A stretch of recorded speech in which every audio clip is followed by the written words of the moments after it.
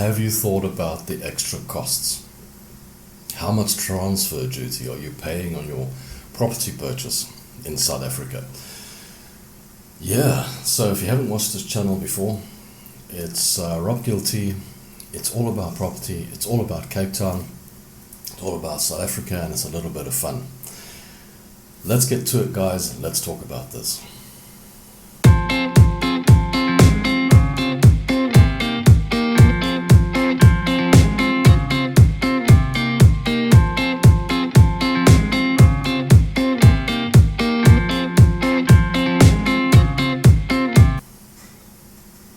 So, yes, have you thought about the costs when it comes to purchasing your property?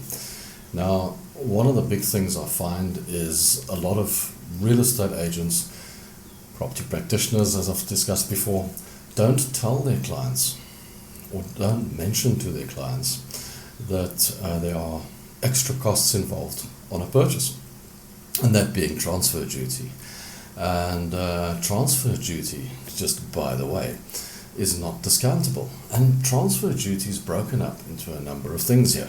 Okay, there's bond costs for the attorneys, there's transfer costs for the attorneys, and those are two separate attorneys, just by the way.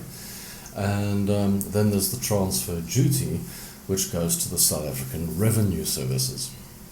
If it's not transfer duty, then the transaction might be VATable, which is 15%. At least transfer duty is anything from 0 to 13%, okay, depending on the amount of the transaction. Now, what you've got to be careful of here, if you're a buyer, is you think to yourself, well, the lawyer's costs are what, 30 grand, I've got that, I'll just pay it on my credit card, whatever. And then you go and sit down and they say, yeah, you're right, the lawyer's costs are 30 grand, but your transfer duty is 300,000 rand altogether with the lawyer's costs and the bond costs. And you're like, wow, wasn't expecting that. So you need to expect these costs, these extra costs. Now, from an agent's perspective, a big red flag for you should be when the client says they want a 100% loan, or if you, the client, know that you don't have the extra money. Because the big red flag here is the client's asking for a 100% loan. Why are they asking for a 100% loan? Is it because they know they need the costs? Or is it because they don't have extra cash for deposits and extras and things like that? Which could leave you wide open for a big problem.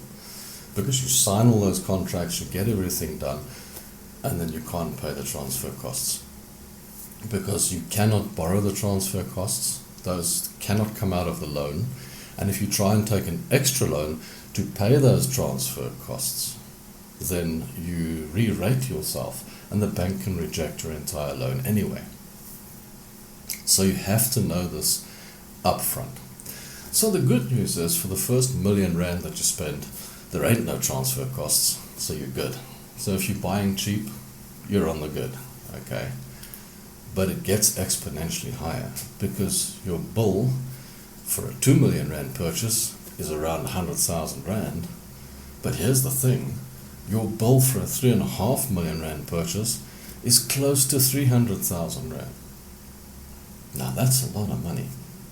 Okay, that 3.5 mil purchase, that includes if you're taking a loan, a bond of about 3 million, and then you've also got your lawyer's costs, and you've got your transfer costs all in there. That's 270 or 280,000, somewhere there, but it's close to 300,000 rand. Now, if you think about it, that's a big chunk of change out of your deal, nearly 10%. And if you've already paid a deposit, it becomes quite a lot. So you've taken 20% out of your pocket already, okay, and then you still haven't covered all your other moving costs. And these are costs also that you tend to forget about. Moving costs. How much is my truck going to cost me? How much is my moving going to cost me? What am I going to need to switch on, electricity-wise, rates-wise, all that sort of thing? What are my deposits like? I mean, your deposit on a large house for electricity could be anything up to 13,000 rand. Okay? Work these things out before you get there, because it can be quite a shocker when you get there. Hey, it's coffee with Rob, we're having coffee. So good on early on a nice overcast morning. That's why we've got the light on today.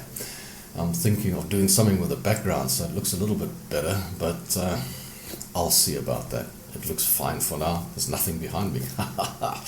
Anyway, but yeah, so what are you going to do about the costs? All right.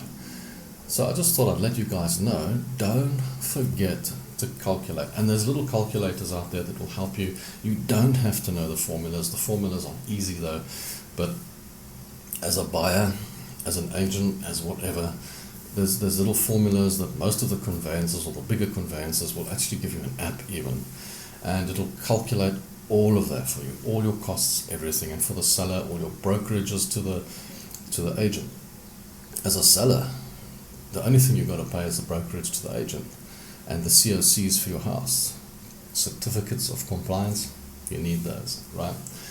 But okay, get the house repaired, pay the agent, everything will be fine. So keep in mind, guys, if you're buying a property, it's $1 million and less, you're good, but don't forget, the transfer duty is zero, but you still have to pay the attorneys. The bond attorneys are not free, and the transferring attorneys are not free. That bill you will get, okay? And you're probably looking at another 20 grand on top of your purchase. So keep that in mind. You might have to get that credit card out.